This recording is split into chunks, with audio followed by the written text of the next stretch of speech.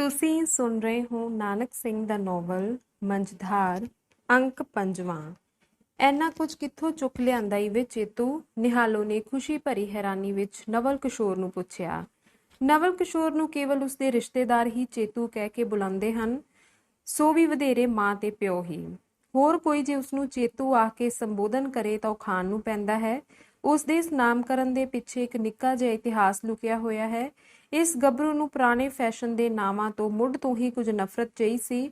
ਫਿਰ ਸਰਗੋਦੇ ਹੁੰਦਿਆਂ ਜਦੋਂ ਉਸਨੇ ਇੱਕ ਫਿਲਮ ਚੇਤਾ ਚਮਾਰ ਵੇਖੀ ਸੀ, ਉਦੋਂ ਤੋਂ ਤਾਂ ਆਪਣਾ ਨਾਂ ਉਸਨੂੰ ਹੋਰ ਵੀ ਭੈੜਾ ਲੱਗਣ ਲੱਗ ਪਿਆ।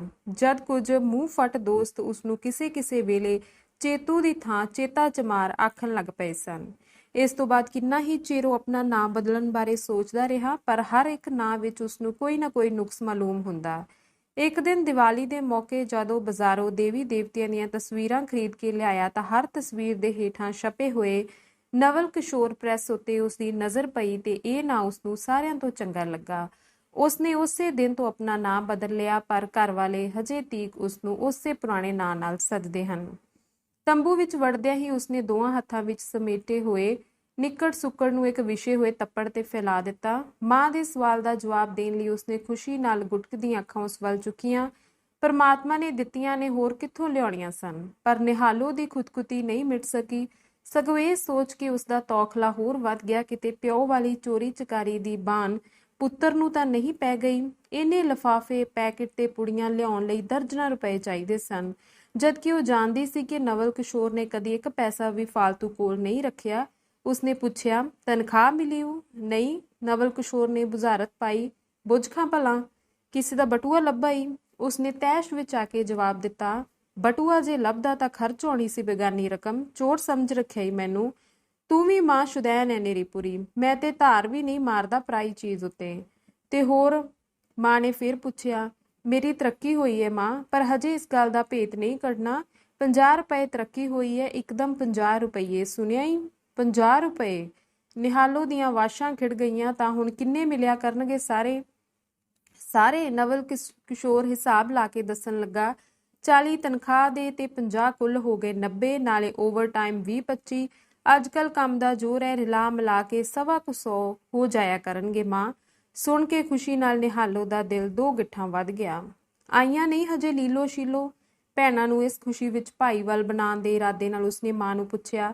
ਨਾਲੇ ਉਹਨਾਂ ਦੋਹਾਂ ਲਈ ਜਿਹੜੀਆਂ ਸੁਗਾਤਾਂ ਲਿਆਇਆ ਸੀ ਉਹ ਵਿਖਾਲਣ ਲਈ ਵੀ ਉਸਦਾ ਦਿਲ ਕਾਹਲਾ ਪੈ ਰਿਹਾ ਸੀ। ਮਾਂ ਨੇ ਜਦ ਦੱਸਿਆ ਕਿ ਉਹ ਦੋਵੇਂ ਮਾਸਟਰਨੀ ਦੇ ਤੰਬੂ ਦੀ ਸਫਾਈ ਕਰਨ ਗਈਆਂ ਨੇ ਤਾਂ ਉਸਦੇ ਉਤਸ਼ਾਹ ਨੂੰ ਮਾੜੀ ਜਿਹੀ ਠੇਸ ਲੱਗੀ। ਪਰ ਜਿਉਂ ਹੀ ਉਸਨੇ ਨਿੱਕੇ ਵਿਜੇ ਕੁਮਾਰ ਨੂੰ ਤੰਬੂ ਦੇ ਅੰਦਰ ਆਉਂਦਿਆਂ ਤੱਕਿਆ ਕਿ ਇੱਕ ਵਾਰੀ ਫੇਰ ਉਸਦਾ ਅੰਦਰ ਨਵੇਂ ਉਤਸ਼ਾਹ ਨਾਲ ਭਰ ਗਿਆ। ਉਸਨੇ ਕੰਨੂ ਲਈ ਕਿੰਨੇ ਸਾਰੇ ਖਿਡੌਣੇ ਲਿਆਂਦੇ ਸਨ। ਸਾਰੇ ਇਸ ਕਾਕੇ ਨੂੰ ਕੰਨੂ ਕਹਿ ਕੇ ਬੁਲਾਉਂਦੇ ਹਨ।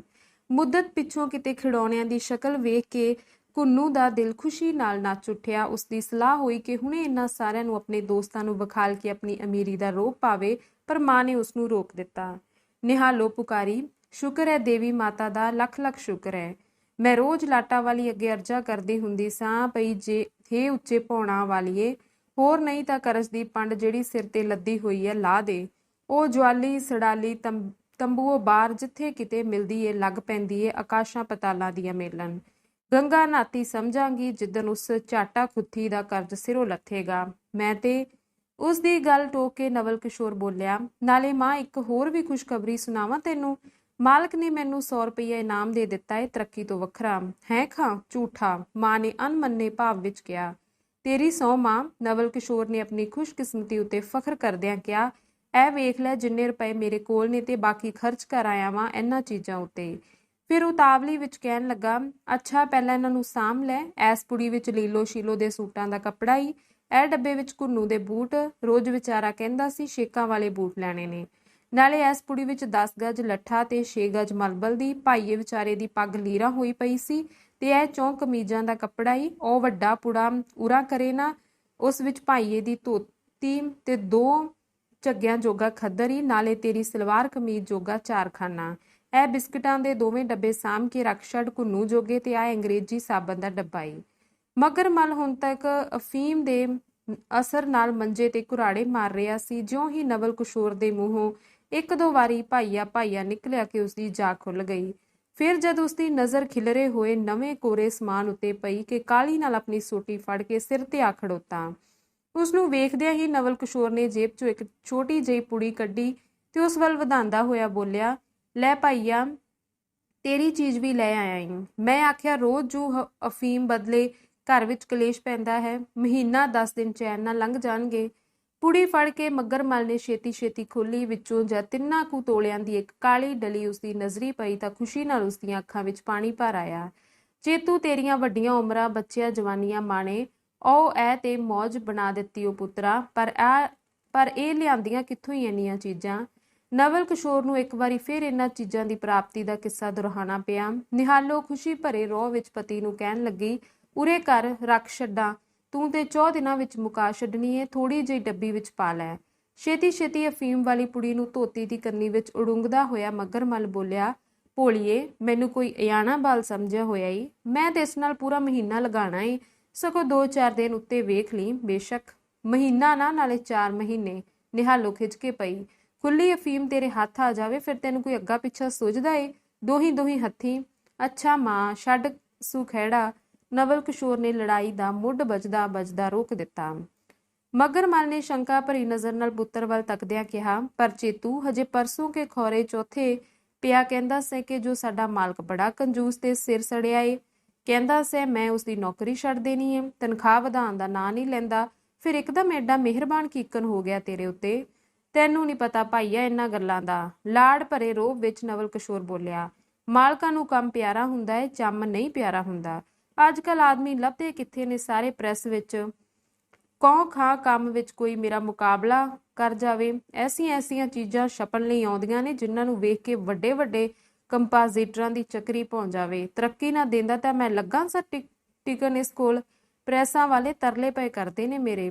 ਸ਼ੁਕਰ ਕਰ। ਨਿਹਾਲੋ ਰੋਟੀ ਪਰੋਸ ਕੇ ਪਤੀ ਨੂੰ ਦਿੰਦੀ ਹੋਈ ਬੋਲੀ, ਪੁੱਤਰ ਸੁਲੱਖਣਾ ਨਿਕਲਿਆ ਈ। ਜੇ ਵੀ 4 ਪੈਸੇ ਲਿਆ ਕੇ ਨਾ ਅੱਗੇ ਧਰਦਾ ਤਾਂ ਤੈਨੂੰ ਆਲੂ ਛੋਲੇ ਦਾ ਭਾਅ ਚੇਤੇ ਆ ਜਾਣਾ ਸੀ। ਰੋਟੀ ਦੀਆਂ ਬੁਰਕੀਆਂ ਤੋੜ ਕੇ ਛੇਤੀ ਛੇਤੀ ਅੰਦਰ ਲਗਾਉਂਦਾ ਹੋਇਆ ਮੱਘਰ ਮੱਲ ਬੋਲਿਆ, ਹੋਰ ਨੂੰ ਹੋਰੀ ਦੇ ਤੇ ਅੰਨੇ ਨੂੰ ਡੰਗੋਰੀ ਦੀ।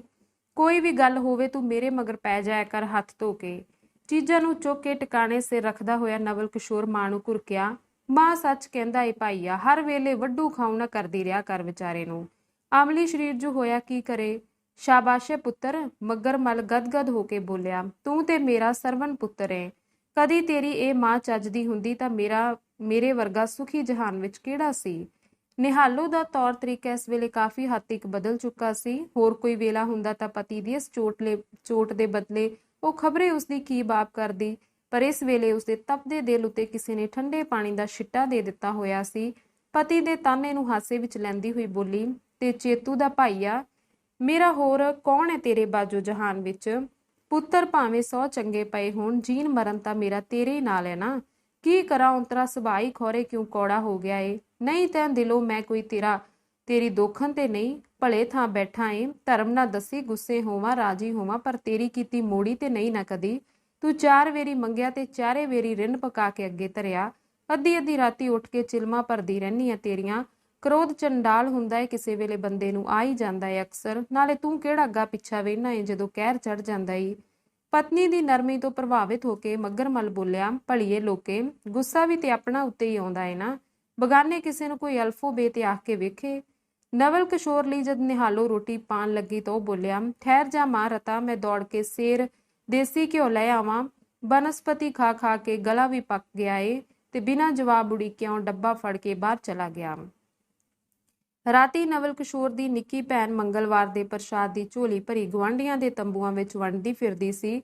ਨਵਲ ਕਿਸ਼ੋਰ ਨੇ ਭਾਵੇਂ ਇਸ ਤਰੱਕੀ ਦਾ ਭੇਤ ਕੱਢਣ ਦੀ ਘਰ ਵਿੱਚ ਮਨਾਹੀ ਕੀਤੀ ਸੀ, ਪਰ ਐਡੀ ਖੁਸ਼ੀ ਨੂੰ ਕੌਣ ਪਚਾ ਸਕਦਾ। ਇੱਕ ਕੁੜੀ ਨੇ ਸ਼ੀਲੋ ਨੂੰ ਪੁੱਛਿਆ, ਸ਼ੀਲੋ, ਕਾਹਦਾ ਹੀ ਪ੍ਰਸ਼ਾਦ? ਤਾਂ ਅੱਗੋਂ ਉਸ ਖੁਸ਼ੀ ਨਾਲ ਡੁੱਲਦਿਆਂ ਜਵਾਬ ਦਿੱਤਾ, ਮੇਰੇ ਭਰਾ ਦੀ ਗੰਦਗੀ ਹੋਈ ਏ। ਕੁੜੀ ਨੇ ਹੱਸਦਿਆਂ ਪੁੱਛਿਆ, ਗੰਦਗੀ ਕਿਹੀ ਨਹੀਂ? ਸ਼ੀਲੋ ਸੋਚਾਂ ਵਿੱਚ ਪੈ ਗਈ। ਉਸਦੇ ਭਰਾ ਨੇ ਕੋਈ ਇਹੋ ਜਿਹਾ ਲਫ਼ਜ਼ ਹੀ ਤਾਂ ਕਿਹਾ ਸੀ ਜਿਸ ਦਾ ਅਰਥ ਕੁਝ ਇਸ ਤਰ੍ਹਾਂ ਦਾ ਸੀ। ਕੁੜੀ ਦੇ ਟੋਕਣ ਨਾਲ ਉਸਨੂੰ ਝੱਟ ਹੀ ਆਪਣੀ ਭੁੱਲ ਦੀ ਸਮਝ ਆ ਗਈ ਕਿ ਉਸਦੇ ਭਰਾ ਦੀ ਗੰਦਗੀ ਨਹੀਂ, ਕੁਝ ਹੋਰ ਹੋਈ ਸੀ। ਕੁੜੀ ਨੇ ਫਿਰ ਪੁੱਛਿਆ, ਪਰ ਤੇਰੇ ਭਰਾ ਨੂੰ ਹੋਇਆ ਕੀ ਹੈ ਸ਼ੀਲੋ?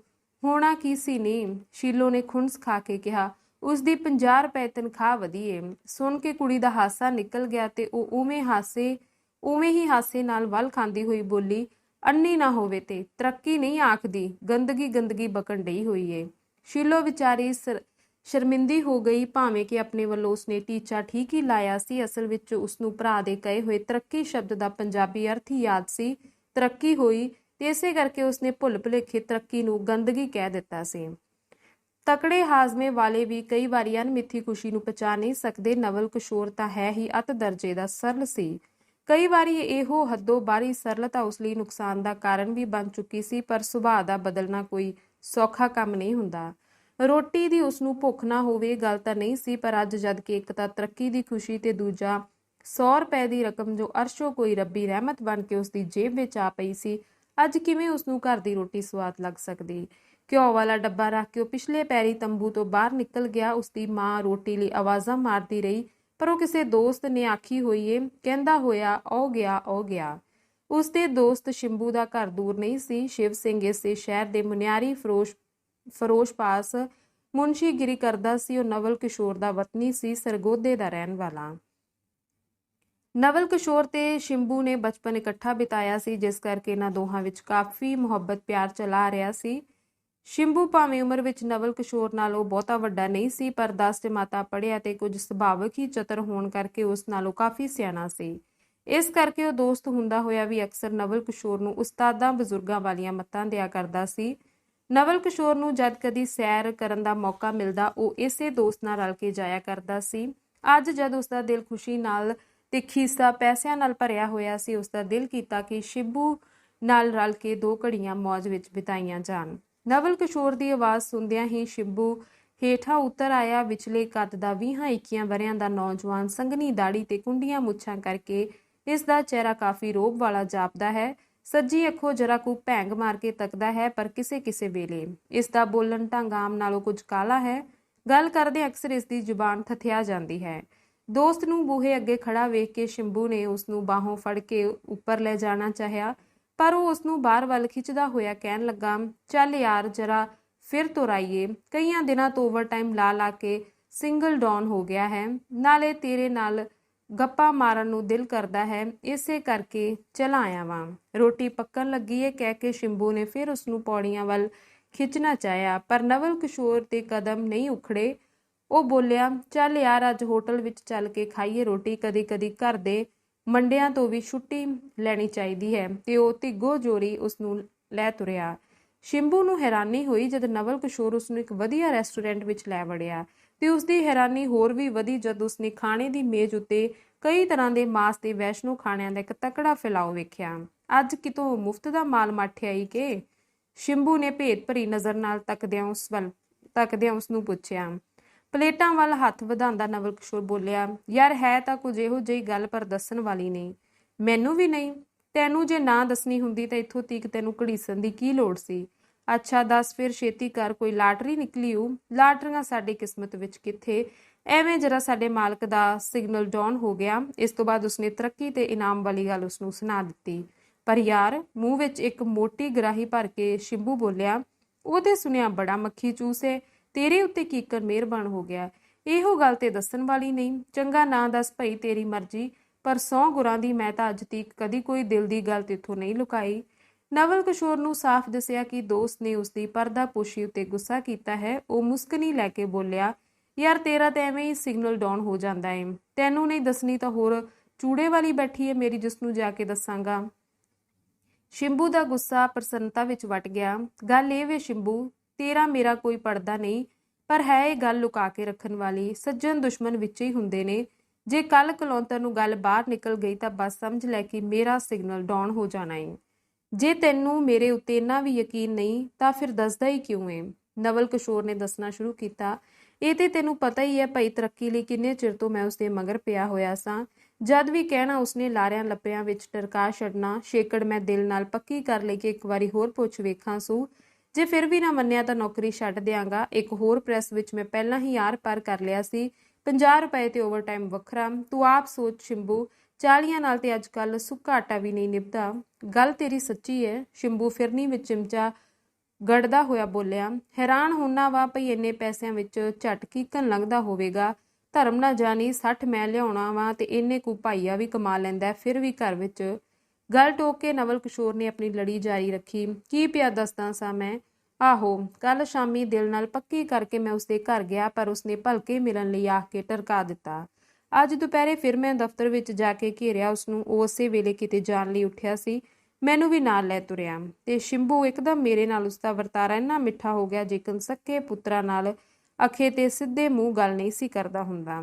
ਅੱਛਾ, ਸ਼ਿੰਭੂ ਨੇ ਫਿਰਨੀ ਵਾਲੀ ਪਲੇਟ ਖਾਲੀ ਕਰਦਿਆਂ ਪੁੱਛਿਆ। ਫੇਰ ਬਾਹਰ ਇਕਲ ਵਾਂਝੇ ਲੈ ਜਾ ਕੇ ਪਹਿਲਾਂ ਤਾਂ ਹੋਰ ਗੱਲਾਂ ਕਰਦਾ ਰਿਹਾ, ਉਰਲੀਆਂ ਪਰਲੀਆਂ। ਫਿਰ ਕਹਿਣ ਲੱਗਾ, ਜੇ ਤੂੰ ਇੱਕ ਕੰਮ ਕਰ ਸਕੇ ਤਾਂ ਮੈਂ ਤੇਰੀ 50 ਰੁਪਏ ਤਰੱਕੀ ਕਰ ਦਿਆਂਗਾ। 50 ਰੁਪਏ? ਇੱਕਦਮ ਸ਼ਿੰਭੂ ਤਰਬਕਿਆ। ਯਾਨੀ ਮਤਲਬ ਕਿ 40 ਤੋਂ 90? ਹਾਂ।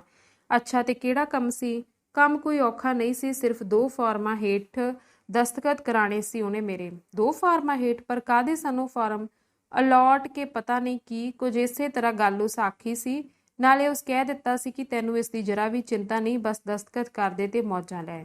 ਸੁਣ ਕੇ ਸ਼ਿੰਭੂ ਦੇ ਚਿਹਰੇ ਤੇ ਹਵਾਈਆਂ ਉੱਡਣ ਲੱਗੀਆਂ। ਆਪਣੇ ਭੋਲੇ ਦੋਸਤ ਦੀ ਮੂਰਖਤਾ ਨੇ ਉਸਦੇ ਦਿਲ ਨੂੰ ਕਾਫੀ ਦੁੱਖ ਪਹੁੰਚਾਇਆ। ਅੱਛਾ, ਫੇਰ? ਉਸਨੇ ਬੇਸਬਰੀ ਨਾਲ ਪੁੱਛਿਆ। ਫੇਰ ਕੀ? ਨਵਲ ਕਿਸ਼ੋਰ ਨੇ ਮਾਨ ਨਾਲ ਕਿਹਾ।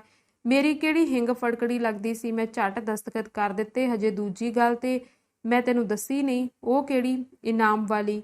ਤਰੱਕੀ ਤੋਂ ਵੱਖਰਾ ਪੰਡਤ ਨੇ 100 ਰੁਪਏ ਦਾ ਨੋਟ ਕੱਢ ਕੇ ਮੈਨੂੰ ਫੜਾ ਦਿੱਤਾ। ਭਲਾ ਤੂੰ ਹੀ ਦੱਸ ਸ਼ਿੰਭੂ, ਉਸ ਦਿਨ ਜੋ ਕਹਿੰਦਾ ਸੈਂ ਕਿਸਮਤ ਕੋਈ ਚੀਜ਼ ਨਹੀਂ ਹੁੰਦੀ, ਕਿਕਨ ਕੋਈ ਚੀਜ਼ ਨਹੀਂ ਹੁੰਦੀ। ਮੈਂ ਤਾਂ ਸਾਮਰ ਤੱਕ ਵੇਖ ਚੁੱਕਾ ਵਾਂ ਕਿਸਮਤ ਦਾ ਚਮਤਕਾਰ। ਨਵਲ ਕਿਸ਼ੋਰ ਦਾ ਖਿਆਲ ਸੀ ਕਿ ਉਸਦੀ ਕਿਸਮਤ ਦਾ ਚਮਤਕਾਰ ਸੁਣ ਕੇ ਸ਼ਿੰਭੂ ਖੁਸ਼ੀ ਨਾਲ ਝੂਮ ਉੱਠੇਗਾ ਜੇਕਰ ਉਸਦੀ ਮਾਂ ਤੇ ਪਿਓ ਝੂਮੇ ਸਨ। ਪਰ ਉਸਨੂੰ ਆਪਣੀ ਉਮੀਦ ਤੋਂ ਉਲਟ ਸ਼ਿੰਭੂ ਦਾ ਰਵੱਈਆ ਵੇਖ ਕੇ ਨਿਰਾਸ਼ਤਾ ਹੋਈ।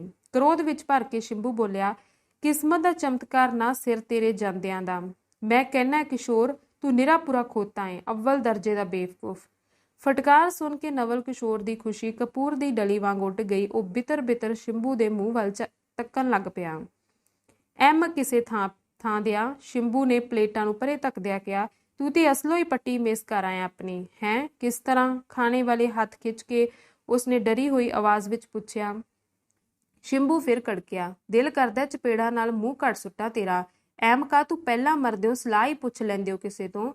ਪਰ ਹੁਣ ਡੁੱਲੇ ਬੇਰਾਂ ਦਾ ਕੀ ਵਿਗੜਿਆ ਏ? ਨਵਲ ਕਿਸ਼ੋਰ ਨੇ ਭੈਪੀਤ ਹੋ ਕੇ ਕਿਹਾ। ਮੈਂ ਰੁਪਈਏ ਮੋੜ ਦਿਆਂਗਾ ਉਸਨੂੰ। ਕਹਿਣ ਨੂੰ ਤਾਂ ਸਹਿਜੇ ਗੱਲ ਕਹਿ ਗਿਆ, ਪਰ ਅੰਦਰੋਂ ਉਸਨੂੰ ਧੁੜਕੂ ਲੱਗਾ ਹੋਇਆ ਸੀ ਕਿ ਮੋੜਨ ਲਈ ਰੁਪਏ ਉਹ ਲਿਆਊਗਾ, ਉਹ ਕਿੱਥੋਂ ਲਿਆਵੇਗਾ, ਜਦ ਕਿ ਹੋਟਲ ਦਾ ਬਿੱਲ ਚੁਕਾਉਣ ਤੋਂ ਬਾਅਦ ਥੋੜੇ ਜਿਹੇ ਹੀ ਉਸ ਪਾਸ ਬਚਣਗੇ। ਅਕਲ ਦੇ ਅੰਨਿਆਂ, ਸ਼ਿੰਭੂ ਨੇ ਫਿਰ ਘੁਰਕਿਆ। ਉਸਨੇ ਤੇਰੇ ਨਾਲ 420 ਕੀਤੀ ਹੈ, ਪਤਾ ਹੀ? 420? ਬਲਕਿ 420 ਤੇ 420 840। ਉਸਨੇ ਪ੍ਰੈਸ ਤੇ ਮਕਾਨ ਉੱਤੇ ਧੱਕੇ ਨਾਲ ਕਬਜ਼ਾ ਕੀਤਾ ਹੋਇਆ ਸੀ ਤੇ ਹੁਣ ਕੱਚੀਆਂ ਅਲਾਟਮੈਂਟਾਂ ਟੁੱਟ ਜਾਣੀਆਂ ਨੇ। ਪਰ ਇਹਨਾਂ ਗੱਲਾਂ ਦਾ ਮੇਰੇ ਨਾਲ ਕੀ ਵਾਸਤਾ? ਤੇਰੇ ਨਾਲ ਨਹੀਂ ਤਾਂ ਹੋਰ ਤੇਰੇ ਫਰਿਸ਼ਤਿਆਂ ਨਾਲ।